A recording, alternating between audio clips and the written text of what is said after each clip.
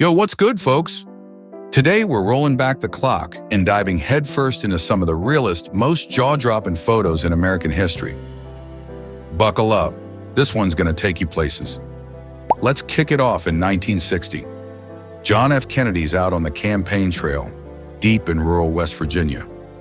And get this, dude's literally standing on a high chair just to get his message across. Not a podium, not a stage, just a kitchen chair and a whole lot of passion.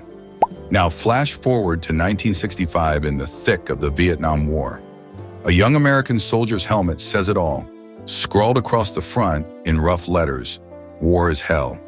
No press release, no spin, just truth written in sweat, fear, and survival. Things get even wilder in 1914. Some folks thought, hey, let's mount a machine gun on an elephant. Yep, that actually happened. An elephant decked out for war like some prehistoric tank. Not super practical, but 100% real. Back in 1945, just after the war ended, there's this beautiful moment. Actress Marlene Dietrich leaning in to kiss a soldier who just got home. Pure joy, no red carpet, just love, relief, and one hell of a welcome back. Then we hit 1957. NASA's still in its early days. No fancy tech yet, just brains and blackboards. A bunch of scientists standing around a chalkboard jammed with formulas that would one day launch humans into space. Old school genius at its finest. 1992 gives us a photo that's equal parts powerful and heartbreaking. A little kid, fully robed in KKK gear, comes face to face with a black state trooper. And that officer? He kneels down, speaks gently. Hate meets humanity, and humanity doesn't flinch. Now jump way back to 1870. What do we see? A mountain of bison skulls stacked sky high. They were gonna grind them into fertilizer. That's how bad we trashed the land. Millions of majestic animals wiped out, turned into powder. 1884 hits you in the chest. Theodore Roosevelt lost both his mother and his wife on the same damn day. And in his diary, just a big black X and the words, "The light has gone out." Nothing more needed. Then in 1969, Michael Collins, the quiet hero of Apollo 11, takes one of the wildest selfies without even being in it. He snaps Earth, the moon, and the lunar module, meaning everyone alive or dead is in that frame.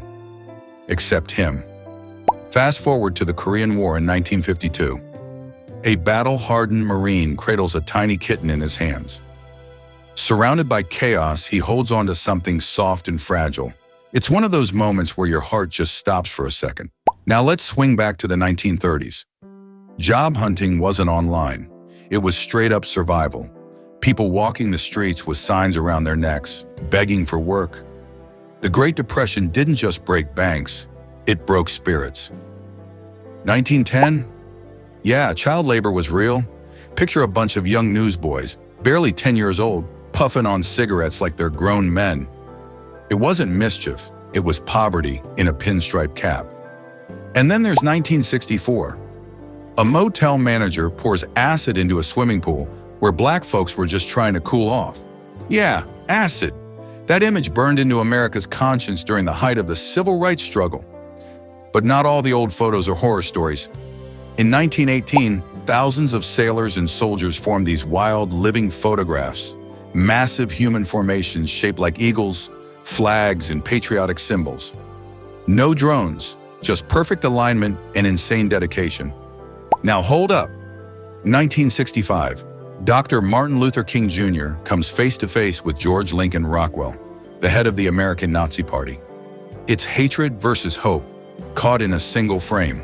The tension? You could cut it with a knife. Back in 1930s New York, hats were the code. Bowler hats, fedoras, you name it. Look out over any crowd and it's just a sea of classy domes, all dapper and deliberate.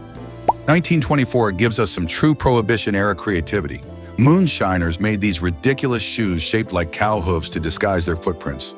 Imagine the cops tracking them through the woods and suddenly, boom, cow tracks. Genius or insane? Maybe both. Not all stories end well, though. That same year, 1930, we witnessed one of the darkest moments in American history, the lynching of Thomas Shipp and Abram Smith. A brutal mob, a horrifying photo, and a crowd that's smiling. Yeah, let that sink in. But history's full of contradictions, right? In 1931, the middle of the Great Depression, who opens a soup kitchen? Al Capone, the same guy who ran Chicago with bullets and bribes, feeding thousands not out of love, but for image. Still, people got fed. And finally, 1963. Inside the Capitol Rotunda, JFK's flag-draped coffin lies in state. The man who inspired a generation was gone. And the silence inside that hall? Heavy. History doesn't get louder than that. If this video moved you even a little, hit that like button. Drop a comment with the image that hit you the hardest, and make sure you're subscribed so you never miss a story this real. All right, that's a wrap. Until next time, stay curious, stay human, and keep looking closer.